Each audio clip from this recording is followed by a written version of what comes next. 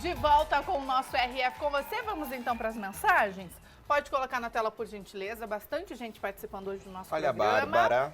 Boa tarde, Larissa e Gustavo. Minha maior loucura foi ir atrás do Harmonia do Samba. Foi maravilhoso. Olha aí. Você já fez alguma loucura por causa de artista, Gustavo?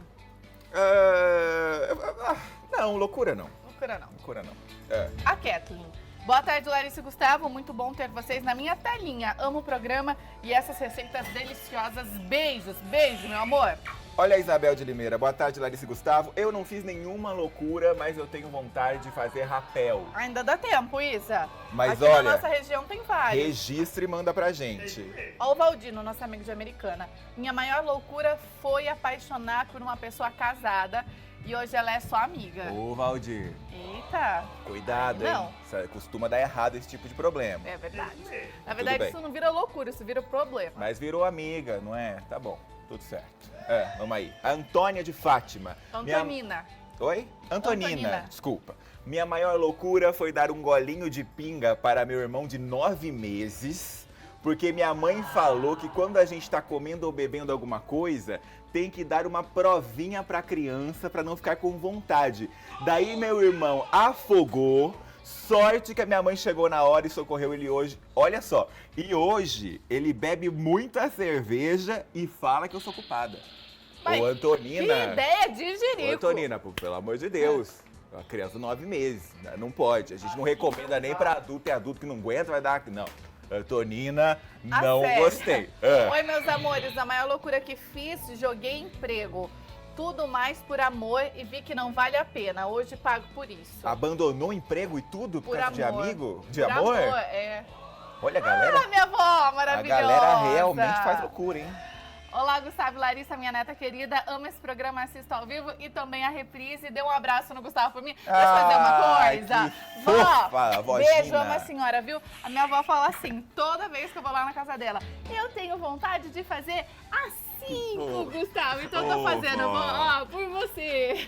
Adorei, vó. Você sabe que eu quase falei palavrão não, mas quase falei uma coisa que não podia agora. Por quê? Fui falar da avó, falei, ó, Vogina, maravilha. Ô, Vogina, obrigado pelo carinho, você é sensacional, tá bom? Quero te conhecer pessoalmente, não conheço ainda, tá bom? Só conheço sua neta maravilhosa, parabéns pela neta, um espetáculo. Beijo, vó, amo a senhora. Vamos pra entrevista agora? Vamos falar de um assunto sério, mas olha, que incomoda muita gente e pouco se fala desse assunto na televisão. Você já viu alguma vez?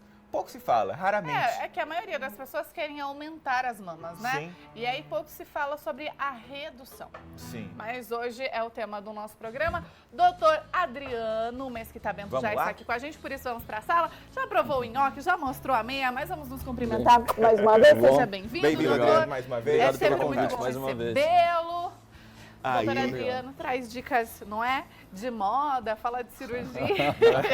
Doutor, A gente aprende muito. vai ficar esquisito esse negócio que não vou conseguir olhar pro rosto. Pera aí, vamos com calma aqui. Pronto, Atrás um pouquinho. posicionar nossa Resolveu. colega aqui. Aí, Temos uma colega seminua. seguinte, Vai lá. me diz uma coisa. Em primeiro lugar, em que casos é recomendável a redução das mamas?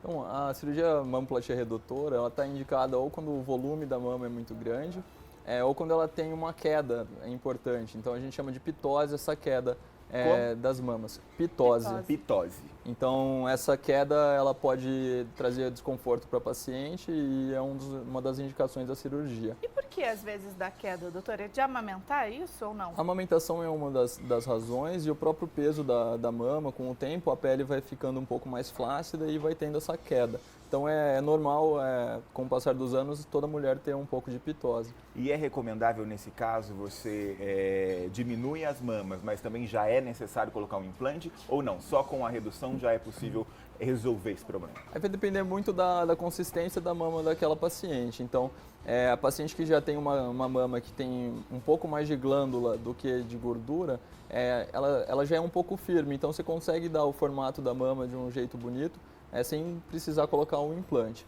E aí vai variar muito de caso a caso para a gente pensar nisso. Eu mandei uma imagem dos graus de pitose. Vamos ver se a gente Pode consegue. colocar pra ver aí gente, por a gentileza, imagem? na tela, então, a imagem, Isso. olha lá. Ah, lá, Então, ó. essa imagem a gente consegue ver o que seria uma mama considerada normal e os graus de pitose. Então, a pitose, que é a queda da mama, é baseada na areola da mama. Então a areola, quando ela está posicionada, será que consegue mostrar O manequim? o manequim Vamos um ver pouquinho? aqui. Ah. Olha lá. Então aqui no manequim, se a gente considerar a areola nessa região, a gente vai relacionar a areola com o sulco inframamário, que é essa dobrinha que tem aqui embaixo da mama. Sim. Então quando a gente vai classificar se a paciente tem a queda ou não da mama, a gente vai sempre olhar se essa areola está abaixo dessa linha da dobrinha. Tá. Então é nisso que começam os graus de pitose. Então a mama que a gente fala que está um pouco caída é que a areola está abaixo dessa dobrinha aqui da mama. E às vezes causa até problemas de saúde para essa paciente, não é, doutora? Sim. Às vezes as mulheres reclamam de dor nas costas e tudo mais por conta desse peso. Exatamente. Então quando a mama é muito volumosa, ela pode trazer algum prejuízo, inclusive para a postura da paciente. É um peso a mais que ela tem para manter o centro de equilíbrio do corpo e tudo. E até eu acho que o neurocirurgião que vai falar um pouco Sim. depois, vai falar sobre dor na coluna, inclusive. Mas é uma das causas o volume mamário grande. Ô doutor, é genético? Pode acontecer com qualquer mulher ela desenvolver um seio, né, em maior volume, maior tamanho? Depende do quê? Tem bastante relação com a genética, então se a mãe tem uma mama um pouco maior, é comum que a paciente também tenha, mas não necessariamente. Tem bastante paciente que aparece no consultório que não tem nenhum caso na família parecido. Então a gente consegue fazer essa cirurgia justamente para deixar um volume mais adequado para o corpo da paciente. Perfeito. O doutor comentou dessa questão, às vezes, da amamentação, que o seio pode acabar caindo. Quem tem silicone pode passar por esse problema ou não? Pode. Isso é uma dúvida muito comum no consultório. Tem um mito que toda mulher que tem a prótese faz com que a mama nunca caia. Na verdade, não acontece assim. A prótese acaba sendo um peso a mais para empurrar a pele e tudo mais. Então, é um peso a mais para causar a queda da mama. Então, o formato da mama depois do uso da prótese, ela fica mais bonita e mais firme, mas com o passar do tempo, a tendência é a mama cair do mesmo jeito. Tá. E aí, como que é feita a cirurgia? É isso que eu queria saber. Ela vai depender basicamente se vai ser só a redução ou só a correção dessa queda. Quando a redução é só a redução da queda, a gente vai tratar mais a pele que está flácida e sobrando ao redor da mama. Então, basicamente todas as cirurgias vão ter uma cicatriz ao redor da areola, então fica uma cicatriz ao redor. E você pode fazer toda a redução só pela incisão, pelo corte em volta dessa areola, ou você pode fazer uma outra incisão vertical abaixo da areola. Essa incisão vertical é a que vai trazer a pele da lateral da mama para o centro e diminuir esse excesso de pele. Às vezes é necessário tirar também a pele de baixo da mama, se a mama for muito volumosa principalmente. Então a cicatriz final vai ficar um T invertido. Então vai ficar ao redor da areola, uma linha vertical descendo até essa dobrinha de baixo, e uma linha que acompanha a dobrinha e fica escondida. Muita gente tem medo, né, dessa cicatriz. É uma cicatriz que fica muito aparente? Ela não fica. A tendência é, se fizer um bom cuidado, usar a malha pós-operatória, uma malha sutiã, não tomar sol no primeiro ano e tudo mais, a cicatriz fica bastante escondida.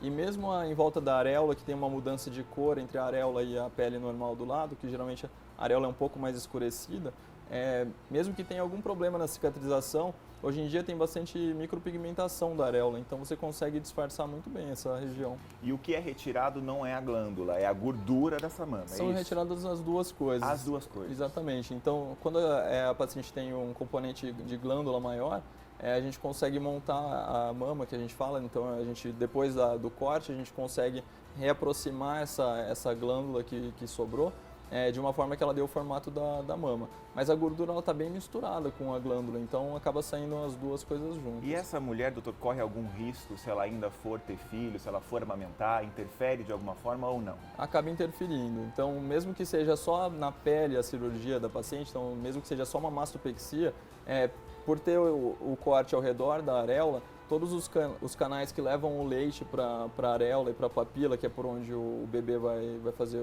a amamentação, eles acabam sendo cortados. Então é muito comum a paciente ter dificuldade de amamentação depois da cirurgia. Quando é feita a mamoplastia redutora, retirando glândula e gordura, como a gente muda a arquitetura toda da mama, isso também traz um pouquinho de dificuldade. Então, geralmente, quando a paciente ainda planeja ter algum filho, a gente costuma falar para ela esperar um pouquinho, terminar a amamentação para poder planejar a cirurgia. Não é indicado, então, fazer a cirurgia? A não ser que seja um caso, por exemplo, da dor nas costas, ou que o fato da mama estar um pouco maior ou caída esteja trazendo outros problemas de saúde para ela. Exatamente. E doutor, quem já fez esse processo, eu já fiz a cirurgia, corre o risco da mama voltar a cair ou não? Corre. Na verdade, não seria um risco, é o esperado mesmo. Então, conforme o tempo vai passando, é uma cirurgia que ela, infelizmente, ela não é permanente. É uma duração de mais ou menos 5 a 10 anos. A pele vai tendo alteração normal do envelhecimento, vai ficando mais flácida, então o próprio peso da mama vai fazendo com que essa mama caia com o tempo também. Geralmente não fica do mesmo jeito que era antes da cirurgia, mas a tendência é que com o tempo ela vá caindo. É possível refazer essa cirurgia? Sim. Os riscos são um pouco maiores com relação a abrir algum ponto ou sofrer a pele, porque na cicatrização, os vasos que levam o sangue para a pele e tudo mais, eles são rearranjados na cicatrização. E às vezes, fazendo várias vezes essa cirurgia, sofre um pouquinho de não receber tanto sangue quanto necessário. Mas é um risco relativamente pequeno. Sim. E é uma cirurgia que precisa de um pós-operatório também, de muito cuidado, não é? Não é algo também tão simples. É um pouco parecido até com a cirurgia de colocação de prótese, a cirurgia de aumento mamário, mas basicamente os cuidados são manter o cotovelo próximo ao corpo na hora de fazer algum movimento com os braços e evitar a movimentação muito grande dos braços para a cicatrização conseguir correr o caminho normal. E fazer uso da malha no pós-operatório também é importante. Ô, doutor, por ter toda essa mudança na estrutura interna dessa mama, você já colocou aí que vai dificultar com certeza a amamentação nesse caso. Existe também como efeito de uma cirurgia assim, tipo perca de sensibilidade, muda realmente essa região ou não? Muda. A maioria das pacientes, elas contam pra gente que a sensibilidade volta dentro de um ano. A grande maioria então volta a ter porque esses nervinhos eles acabam se ligando de novo. Então mesmo que a gente corte eles para fazer a cirurgia, os nervinhos eles conseguem cicatrizar junto. Sim. E o paciente volta a ter sensibilidade na maioria das vezes. É uma cirurgia demorada para se realizar? Varia bastante com a complexidade. Uma das coisas que aumenta muito o tempo da cirurgia é se uma mama é muito diferente da outra, que é outra indicação dessa cirurgia. Tem paciente que tem uma mama muito maior do que a outra.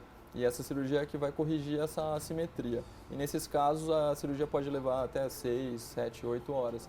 É um pouquinho maior. Mas uma média, umas 2 horas, 2 horas e meia, até 3 horas esse procedimento é esperado que dure. Sim. Excelente. Muita gente fala também, não é, doutor? Existe um mito, não é? De quando a gente faz essa cirurgia, algumas mulheres optam por colocar daí a prótese de silicone e tal, quanto o câncer de mama. Está relacionado ou não? Dificulta mais na hora de fazer um exame ou é tudo tranquilo também? Ele muda um pouco o jeito de fazer essa investigação de câncer. Então, a paciente que tem uma prótese, não é tão recomendado que ela faça mamografia, que é o exame mais comum de fazer esse rastreio, na mesma frequência. Então, alguns outros exames são preferíveis nesses casos, como o ultrassom e a ressonância magnética, que também conseguem fazer essa investigação muito bem. Então, basicamente, vai trocar o jeito da investigação, mas não que ela não consiga fazer essa investigação normal. O doutor... E existe existe contraindicação, alguma mulher que não pode de jeito nenhum fazer a redução? Com relação à mama, nada que me venha à cabeça. Talvez pelo risco da cirurgia em si, anestesia e tudo mais, mas acho que só pela mama... Até porque antes de fazer uma cirurgia como essa, tem uma bateria de exames que essa paciente precisa fazer, Exatamente, né? Inclusive a investigação de alguma alteração que possa sugerir um câncer de mama. E é muito comum durante a cirurgia, como a gente retira a parte da glândula e da gordura da mama, a gente envia esse material para o laboratório para fazer uma investigação se tinha alguma doença no começo, alguma coisa assim que não foi percebida no exame antes. Excelente. O doutor começou, nesse bate-papo, falando das indicações para uma cirurgia assim. Eu lembro que há alguns anos, fez o maior auê, foi um assunto de muito debate, quando a Angelina Jolie decidiu retirar as mamas. É esse procedimento pelos mesmos motivos ou não tem nada a ver? Não, é bem diferente a cirurgia que ela fez. Talvez a incisão que tenham feito na cirurgia dela seja parecida, ao redor da areola, alguma coisa assim, mas a cirurgia que ela fez, ela chama mastectomia profilática. Sim. Então, é basicamente a retirada da glândula, todo o tecido de glândula que tem dentro da mama, antes de que tenha uma doença. Então, ela tinha um risco aumentado de ter essa doença por uma alteração genética que ela descobriu que tinha, e por causa disso ela optou por fazer esse tratamento, que na verdade é uma prevenção de que desenvolva no futuro o câncer de mama. É radical demais na sua visão, doutor, ou não? Acho que varia muito com o caso. Dependendo da alteração genética, você consegue ter quase que uma certeza muito grande de que vai realmente desenvolver um câncer no futuro. E acho que nesses casos, discutindo os riscos e benefícios com ou o cirurgião plástico ou o mastologista, que é o outro profissional que faz esse tipo de cirurgia, né, até com mais frequência do que o cirurgião plástico, eu acho que valeria a pena ela pensar em fazer esse procedimento, sim. Ok, né? perfeito. Em geral, essa cirurgia ela poupa a pele, então é muito comum que a reconstrução da mama, nesses casos, seja feita com uma prótese só. Então, é tirado o volume de glândulas de dentro da mama, a pele toda é poupada e a prótese é colocada como se fosse para substituir esse tecido que tirou. Sim. Excelente. É sempre muito bom, não é, o nosso bate-papo com o Dr. Adriano. Ele sempre está participando aqui do nosso programa. Vai aparecer aí para você, então, no seu televisor, os contatos. Para você que ficou com alguma dúvida, quer saber um pouco mais do trabalho dele, você pode entrar em contato, então, pelo telefone, e tem também o Instagram, combinado? Doutor Adriano, volte mais vezes. Obrigado mais uma vez pelo muito bom falar de convite. cirurgia plástica com o doutor. E obrigado por ter compartilhado, então, todo o seu conhecimento com a gente. Obrigado, boa tarde. Boa tarde. E aí já vai separando as outras meias, Por tá? favor. Porque a gente sempre fica tirando olho nas Pelo meias. amor de Deus, cuida disso, essa é uma parte importante já da participação do Adriano, a gente sempre quer conhecer as meias novas. Exatamente. Tá aí a do Mário. ó. Vamos conhecendo o closet. Não é? A gente vai pro intervalo. Você não saia daí. RF com você, volta já.